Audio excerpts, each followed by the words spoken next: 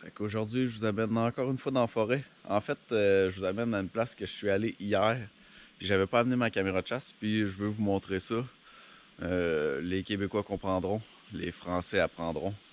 On va se retrouver là dans pas longtemps. Puis je viens justement de croiser 3 chevreuils. Parce que moi, quand je me promène dans le bois, là, je m'enfonce dans le bois. Vous voyez, là? Je me contente pas de suivre des pistes de 4 roues ou n'importe quoi. J'ai un objectif, je rentre dans le bois. Fait qu'on va se retrouver à la place où je vais vous emmener. Ok, regardez, une vieille chaudière. Ça, c'est un bon indice. On sait qu'est-ce qu'on va trouver dans ce temps-là.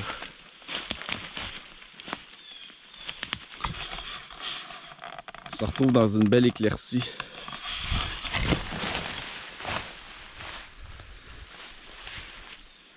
Qui dit éclaircie, dit chaudière, dit ancienne plantation de cannabis ou possible plantation de cannabis.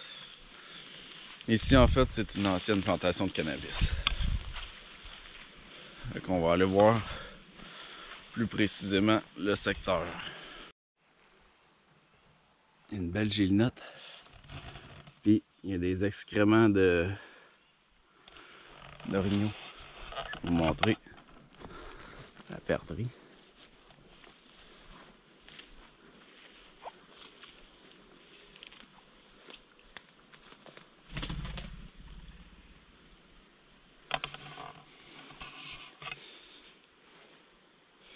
Ici, un beau petit point d'eau.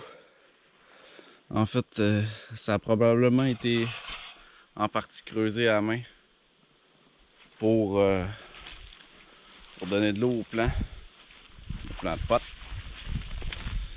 C'est une vieille plantation, hein, je vous conseille pas de vous promener si vous voyez des plantations qui sont existantes.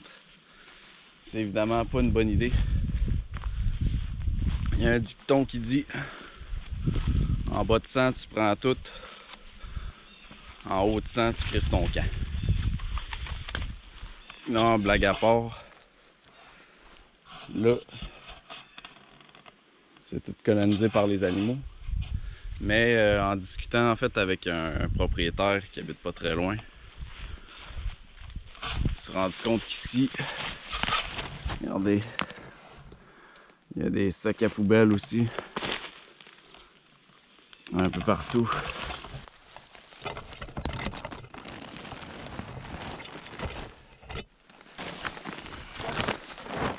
On va me faire des taupes, je vais ramasser ça. Tout de suite, je peux vous dire que c'est quand même des comiques ceux qui ont planté ça parce que la terre est géniale ici, t'as pas besoin d'amener de terre. Ils se sont donné du trou pour rien. Mais c'est en discutant en fait avec un propriétaire qui habite pas très loin, ça serait des gens qui auraient planté. C'était pas leur terrain. Puis la police a finalement découvert le lieu. Puis ils ont tout raflé évidemment.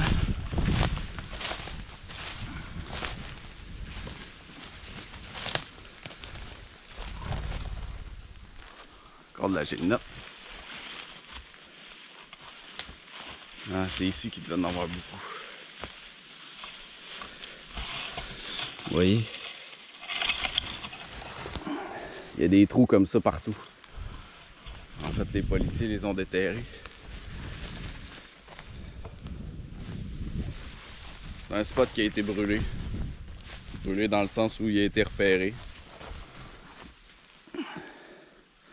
Encore des anciens trous. Il y en a de moins en moins. Des plantations comme ça de cannabis.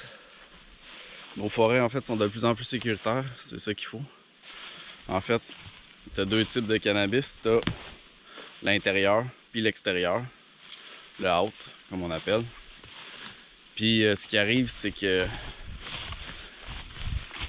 le cannabis, en fait, le prix de l'extérieur était très bon au tournant des années, je vous dirais, avant 2000. Puis à partir de 2005-2006, il a véritablement chuté. En fait, c'est que la demande des consommateurs, ils voulaient de l'intérieur. Pourquoi? Parce que ça gèle plus. Ils voulaient fumer un joint, là, tout petit, là, puis que t'es de même après. Là. Tu te rappelles plus de rien, tu comprends plus rien, tu fais que manger. Fait qu'en fait, le prix du cannabis extérieur a chuté. Fait que depuis ce temps-là, dans les années 2000 en haut, là, la livre de pot, ça pouvait se vendre 2000 $. Puis après, vers 2008, c'est rendu à 600 $.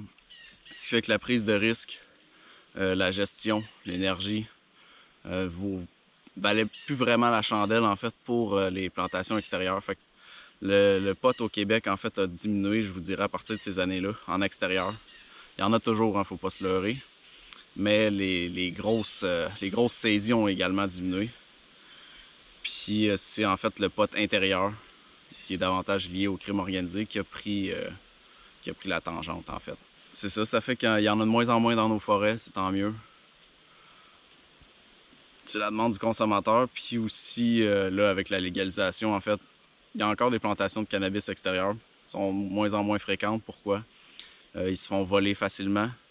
On n'a plus les mêmes moyens technologiques qu'avant, donc il y a des voleurs hein, qui peuvent s'acheter des drones, ils voient les spots tout de suite, ils vont à l'automne puis ils vont voler ça, fait que plus facile à voler.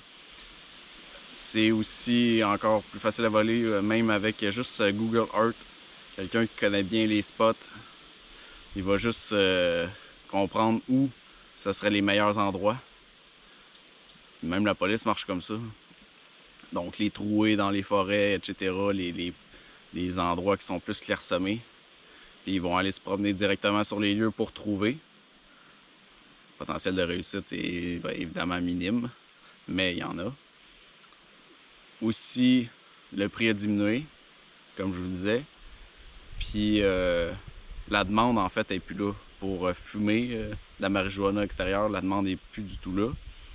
En fait, la marijuana extérieure sert surtout à faire des sous-produits comme du hashish, de l'huile, etc. Fait que tous ces facteurs-là font en sorte qu'il y en a de moins en moins de plantations extérieures. Comme celle-là, je viens de discuter avec un ancien propriétaire qui habite pas loin, puis il disait que c'est la police qui a tout saisi ça. Il y avait des trailers et des trailers, donc j'imagine que c'était une plantation qui devait avoir au-dessus de 500 plants probablement. Peut-être même plus. C'était pas connu du propriétaire, comme je vous ai dit. Donc c'est d'autres mondes qui ont planté ça là. Ça c'est particulièrement chiant pour le propriétaire. Puis ça fait plus que 5 ans. Même d'après moi, là, regarder les lieux, je vous dirais que ça doit faire au moins 8 ans. Fait que à ce niveau-là, je pense pas qu'il va en avoir ici. Mais restez quand même prudent. Si vous voyez des plans, crissez votre camp. Cassez-vous pas la tête avec ça.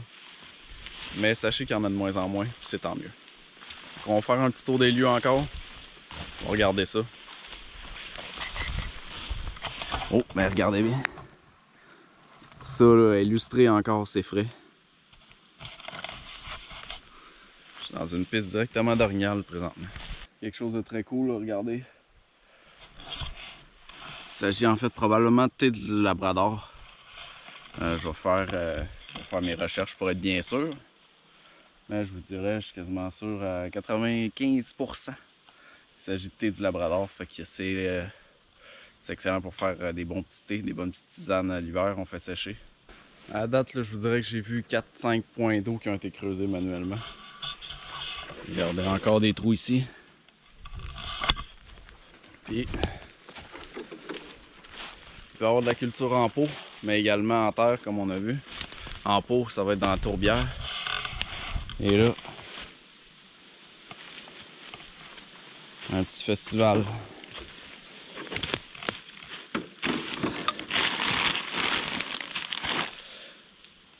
Du compost de crevettes.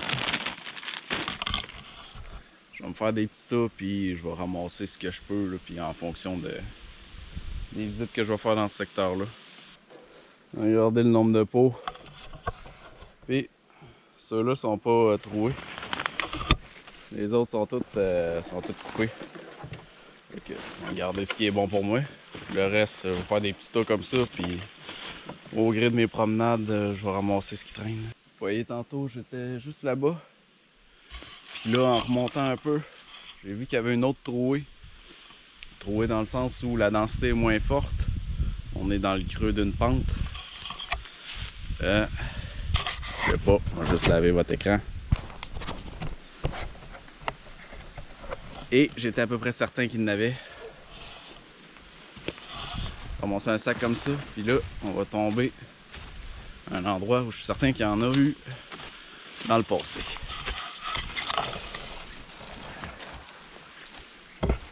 Ouais, c'était sûr.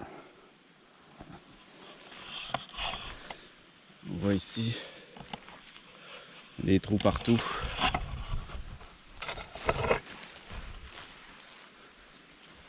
Ça va vraiment... Je pense qu'il y avait plus que 500 plants au total, là, vraiment. Ce qui est dommage aussi, c'est que la police, ils coupent tous les plants. Ils ramassent jamais les déchets. Les sacs de plastique, tout ça, les pots, ils sont encore lisses. Ils laissent ça là.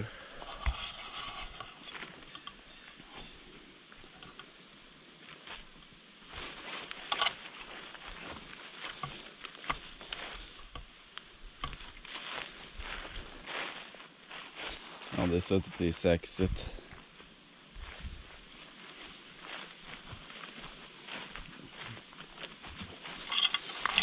Suivre le chemin.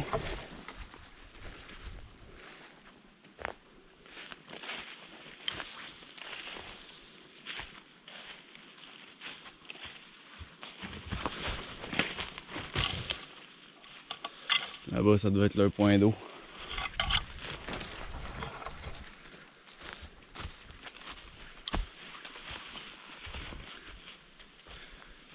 Il va y avoir des spots partout comme ça ici.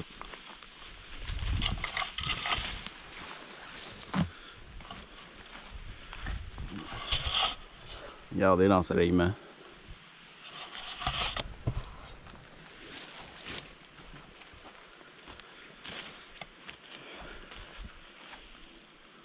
J'ai rien contre la plantation de cannabis, mais ramassez vos hosties de vidange. Il y avait même des tuyaux pour l'irrigation. C'était pas une petite, là. C'était clairement très bien organisé. Des débris qui ont été volontairement cachés par les branches des feuilles. Un petit peu d'engrais pour arbres et arbustes. Yeah, right. Ça n'a pas que du mauvais. Malheureusement, leur façon de procéder, c'était d'enterrer les pots. Puis ils défonçaient le trou. Ils faisaient un trou comme ça pour que les racines ils rentrent directement dans le sol. Puis qu'ils prennent leur eau, qu'ils aient moins besoin d'arroser. Donc leurs pots sont pas utilisables. Par contre, les petits comme ça. Tous ces beaux petits pots là. Je vais tout ramener ça chez nous. Ça va m'être utile à moi. Ça va libérer un peu la forêt. Fait que bilan de la promenade, ben j'ai ramassé tous ces pots là. Qui sont encore bons. Fait que un bon tutoriel pour trouver des pots gratuitement. Puis sinon, ben, pour ce qui est des animaux, j'ai vu d'orignal, chevreuil, donc du cerf. J'ai vu de la gélinote, tétra. J'ai aussi vu du lièvre, également du lièvre. Fait qu'il y a un très beau coin en fait pour la faune. Puis du thé du labrador aussi.